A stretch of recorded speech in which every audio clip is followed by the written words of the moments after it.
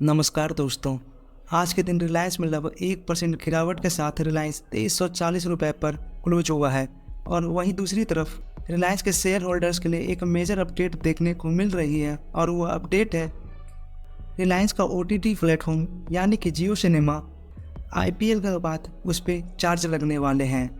लेकिन ये न्यूज़ एक रिपोर्ट्स के थ्रू आई है, तो मैंने आप लोगों को ऑलरेडी सिखा रखा है रिपोर्ट या तो सच भी हो सकती हैं या फिर झूठ भी हो सकती हैं। लेकिन इसे कवर करना बहुत ज़रूरी इसलिए हो जाता है क्योंकि रिपोर्ट्स कई बार सच भी होती है। तो इस रिपोर्ट की कंफर्मेशन रिलायंस की कमेंट्री आने के बाद ही पता चलने वाली है। अगर रिलायंस की सपोर्ट की बात करें तो रिलायंस का पहला सपोर्ट है 2300 रुपये और दूसरा एक स्ट्रॉन्ग सपोर्ट जो रिलायंस की तरफ से देखने को मिल रही है वो है 2210 रुपये। तो ये एक दो मेजर सपोर्ट है रिलायंस में। आज के दिन टाटा केमिकल में लगभग 7% तक की गिरावट देखने को मिली, लेकिन बॉटम से थोड़ी रिकवरी के बाद इस स्टॉक में थोड़ी राहत देखने को मिल रही थी। और इस मेजर फॉल की बजाय कंपनी का रिजल्ट नहीं, कंपनी ने अपनी कुछ प्रोडक्ट का प्राइस कम कर दी है। तो चलिए उस प्रोडक्ट को देख लेते हैं कि कौन सी प्रोडक्ट पे प्राइस कम होते हुए देखने को मिल रही है। जैसे ही मार्केट में न्यूज आई कि सोडा ऐश के प्राइसेस डाउन कर किए जा रहे हैं, वैसे ही लगभग 7% तक टूट गई। और अगर कंपनी की बात करें तो कंपनी तो अच्छी है, लेकिन जो सबसे बड़ी मेजर प्रॉब्लम इस कंपनी में देखने को मिल रही है वो है इस स्टॉक का कंसंट्रेशन में कुछ ज़्यादा ही चलता है। ये कंपनी 5-6 सालों तक कोई रिटर्न लाकर अपने इन्वेस्टर्स को नहीं दे पाता है। और मैक्स पे भी देखें तो मैक्स में भी मात्र 19,000 या फिर ओवरऑल कहा जाए तो लगभग 1900 या फिर ओवरऑल कहा जाए तो लगभग 2000% का रिटर्न अपने इन्वेस्टर्स को दिया है, जो कि बिल्कुल भी इम्प्रेसिव नहीं है। और वहीं पर किसी दूसरी केमिकल कंपनी पे आप लोग नज़र डालेंगे तो 5-6 सालों में एक बहुत बड़ी वेल्थ क्रिएट करके कंपनी देती है, लेकिन टाटा केमिकल में अभी तक उतनी बड़ी पोटेंशियल देखने को नहीं मिल पा रही है। आज के दिन जोमेटो में 1.39% की गिरावट देखने को मिलती है। और वहीं पर इसकी फंडामेंटल्स देखें तो फंडामेंटल्स में भी कुछ ज़्यादा पोटेंशियल देखने को नहीं मिल रहा है। अगर फंडामेंटल अच्छी होती तो ये कंपनी डाउनवर्ड तो बिल्कुल भी नहीं जाती। अगर आप लोगों को याद हो तो कंपनी ने कुछ टाइम पहले एक ब्लिंकिट नामक कंपनी खरीदी थी और इसी कंपनी का पुराना नाम ग्रोफर्स हुआ करता था। तो ब्लिंकिट में डिलीवरी बॉय कंटिन्यूस बेसिस पे स्ट्राइक पे जा रहे हैं और इसका इम्पैक्ट आने वाले क्वार्टर में रिजल्ट में भी पड़ते हुए देखने को मिल सकता है। जोमेटो के बिजनेस मॉडल की बात करें तो जोमेटो का बिजनेस मॉडल 3 पिलर पे खड़ा है।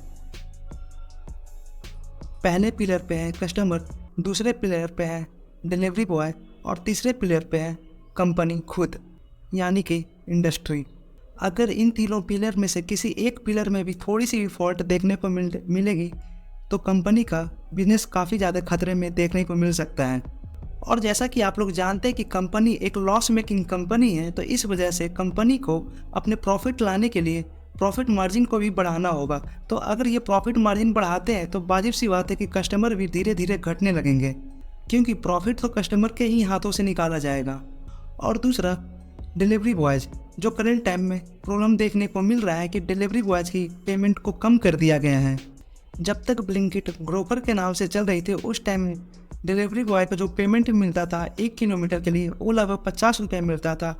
लेकिन जब से ये ब्लिंकिट नाम से आई है कंपनी, तब से डिलीवरी बॉय को जो पेमेंट मिलता था वो 25 रुपये और अभी के टाइम का अपडेट करें और अभी के टाइम में इसे घटाकर 15 रुपये पर किलोमीटर कर दिया गया है।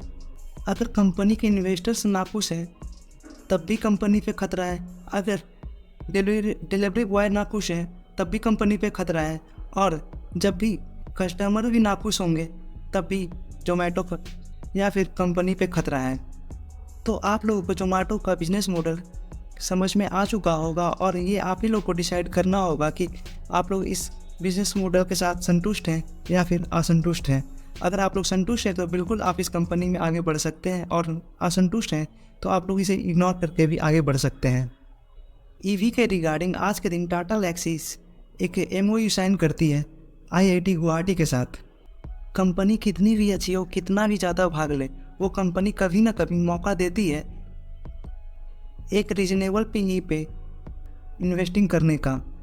टाटा नेक्सस यही सिखाती है कि कंपनी कोई भी हो, कैसी भी हो, लेकिन फोमो में कभी इन्वेस्टिंग नहीं करनी चाहिए।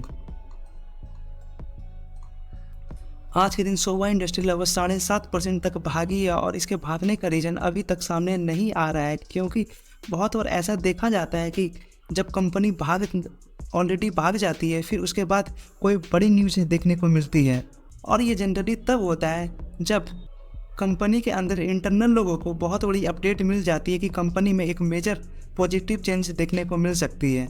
तो ऐसे हालात में कंपनी पहले भाग जाती है और उसके बाद कोई न्यूज़ एंड अपडेट्स देखने को मिलती है।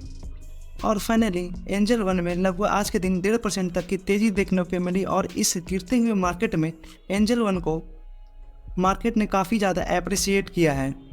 और मार्केट तो अप्रिशिएट करने ही वाला था, क्योंकि इसके Q4 के रिजल्ट में 30% का मेजर बूस्ट देखने को मिला है।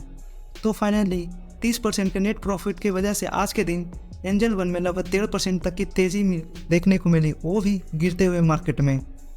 तो फिर मिलते हैं किसी और वीडियो में। Thank you for watching.